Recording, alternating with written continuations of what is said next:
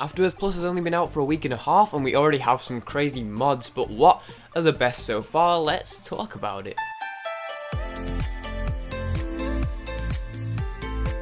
Hey everybody, Eddie here and welcome back to the very first episode of the Binding of Isaac Afterbirth Plus weekly mod showcase, the series coming out every Saturday, showing the best mods of the week, the hidden gems and my personal favourites.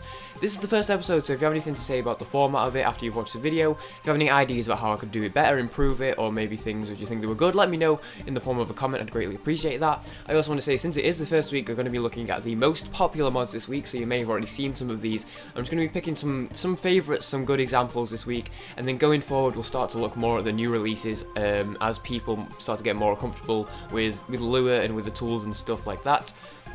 So going into the future we're looking at new releases. For now we're going to be looking at the most popular stuff.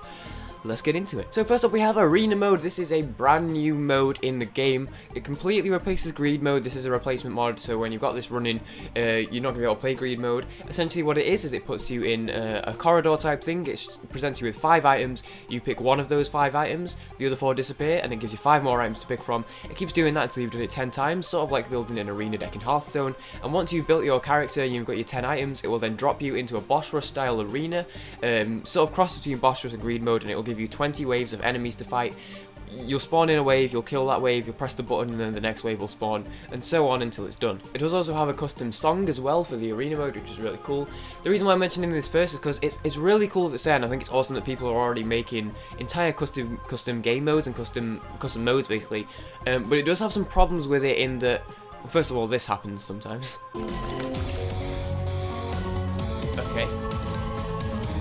Okay. What the fuck? What? Whoa! Are these all items? Why is it a reroll? There's some good stuff in there. Give me a holy mantle.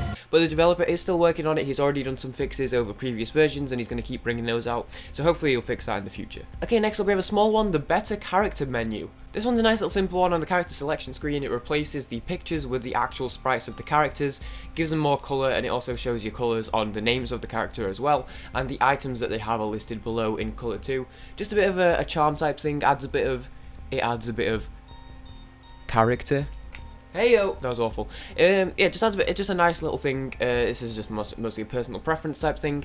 I quite like it, it's kind of neat, I thought I'd show it off. Next up, another personal preference one, the external items descriptions. This could be a bit hit and miss with people. I know a lot of people would like to discover their new items for themselves and be able to know what they do. Like if they've got an item they've never had before, they like to discover what it does out their own way, and they like to learn that way. And a lot of people will probably already know what most of the items do anyway. Essentially what this mod does even, is when you go into an item room or a devil deal, or when an item comes at the end of a boss, it will tell you exactly what the item does and what it's called before you pick it up. This is great for new players who are new and they don't want to expend ages trying to catch up, and they just want to know what stuff does right off the bat. Or maybe there's a certain item out there which you're not really sure what it does, and you don't want to look it up for whatever reason. This could be good for you. Where I find it really useful is actually in conjunction with other mods, more specifically a mod that we're going to talk about at the end of the episode, where maybe it's like an overhaul mod where it changes the names and the designs of items, so you might see it and not know what item it is.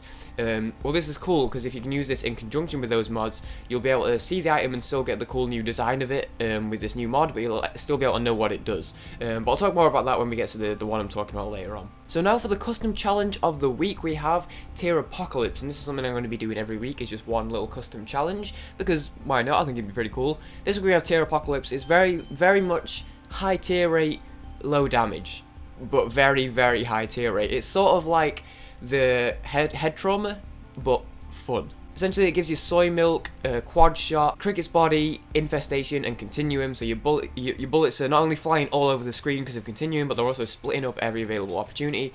If you hold down, say left, for example, shooting left for a second, and then let it go, it'll probably take about 5 seconds for all the tiers to fully clear again. So make sure you're being careful if you want to place a bomb at the end of a room to blow up a tinted rock or something like that. Go for a secret room. Very fun challenge. I don't know, it was just a neat challenge. I didn't really like head trauma. I liked having loads and loads of tiers. And I do like that sort of challenge, but it was always just like kind of annoying.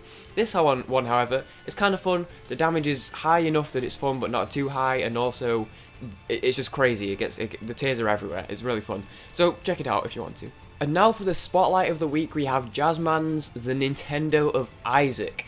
This is an overhaul of the game. It's very much a work in progress, but this essentially changes items, there's some trinkets, some enemies have been changed, some bosses, and it changes them to Nintendo-based things, basically Nintendo-based items and stuff, things from Nintendo games. And it says from the more well-known games like Mario and Pokemon to the obscure like Advance Wars and Golden Sun. There's changes completely throughout. As I said, it's not like every single thing in the game's changed yet. There are a whole bunch of items. I'd say items are probably the thing that have been changed the most, but there are a fair few bosses that have been changed and some enemies as well. And he does say that he's going to continue working on it, add more stuff. He also mentions that there's currently plans to change entire floors, music, and even add new characters to the game. So this is definitely one to keep an eye on. It's great so far, which is why I've included it. There has already been like quite a fair amount of it done, to be fair. And also, what has been done is very high quality. Like, the items, they look professionally done. The bosses, they're really nicely animated. It doesn't look cheap. Like, it just looks really good. Especially the colours are really vibrant as well. It just brightens the game up a little bit and just gives it a bit of variety. It's just a really cool mod, which I think you should keep an eye out, especially if you're into Nintendo. I'm not a huge Nintendo fan myself. There are a lot of references that were going over my head, but definitely check it out if you're into Nintendo. This also comes back to the external item description I mentioned before. There was an item that I got after a boss fight, and it was called the Golden Ring, which I'm assuming is a Nintendo reference. It's called the Golden Ring, and I assumed it was the Halo, but it was actually lunch meat. It was a health upgrade, which wasn't what I would have expected it to be. So in this case, maybe you do want to learn again, because it's like that learning experience all over again. You've got to relearn it all and figure out what everything is, and that might be fun. But if you just want to play it for the sake of seeing the cool new designs of the items, you might not want to have to deal with not knowing what it is based on luck and then picking it up and not know what it is still. So this is working good in conjunction with item descriptions if you do want to check that out, but that's up to you. But that is going to do it for this week's episode. Let me know if you want things to change. I guess my biggest question is, do you guys like it to be the current format where there's a few mods? I know there's only 3 this week, but maybe like 4 or 5 individual mods, and then a custom challenge of the week, and then a showcase of the week. So that's how I'm planning on doing currently, like a few mods and then a custom challenge, and then the spotlight, which is the big one of the week. Or would you guys prefer if I do it as a sort of like top 5 mods of the week, or maybe something else? Let me know. That'd be really nice to know what you guys want. If you want any more information as well, like if you think I should include like the ratings of it, or whatever you want, but just let me know with a comment. I'd greatly appreciate that. But that's the plan for the format currently. Obviously they're going to go better as they get on, as I get into them and get used to them. Other than that, thank you for watching. My name's Yeti.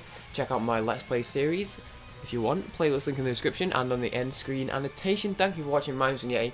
I'll see you guys in the next video. Peace, guys.